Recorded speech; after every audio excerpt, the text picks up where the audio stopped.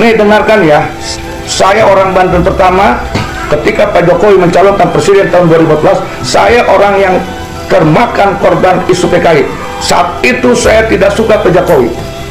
Berapa tahun saya tidak suka Pak Jokowi agar Indonesia tidak dipimpin oleh Pak Jokowi.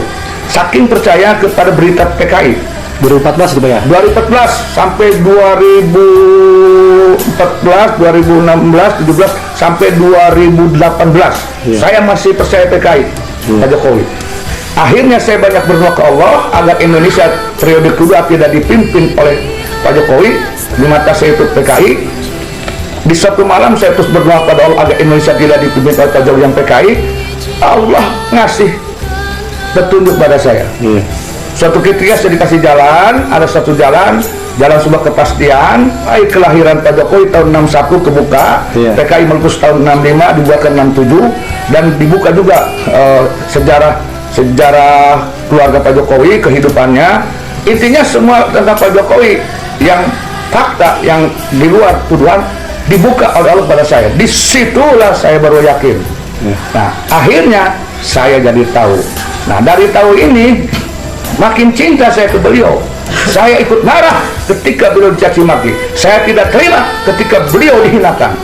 Maka saya merasa berdosa jika saya diam ketika Pak Jokowi dihina, jika saya diam ketika Pak Jokowi dicaci maki, ketika saya diam ketika Jokowi dipaksakan diturunkan tidak sesuai dengan konstitusi.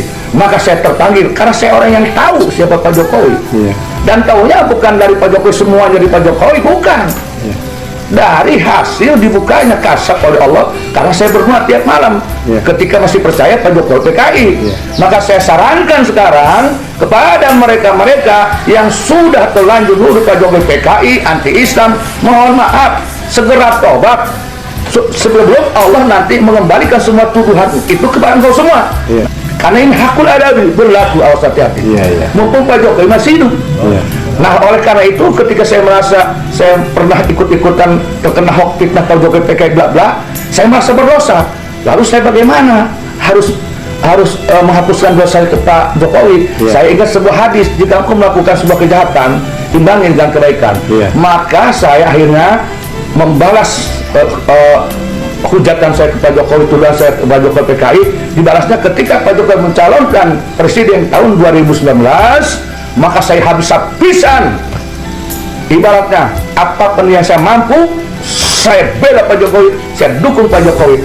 Apa untuk menebus saya dulu memfitnah, agar saya nanti kelak di akhirat tidak jadi muflisin, orang yang bangkrut di dunia. Sholat, ibadah, rajin puasa, bangga, GR, hebat, tapi nggak, dia lupa ada hukum yang terjadi bagi orang yang ibadah rajin pun. Kalau dia muflisin, mencaci maki, menghujat orang yang tidak bersalah,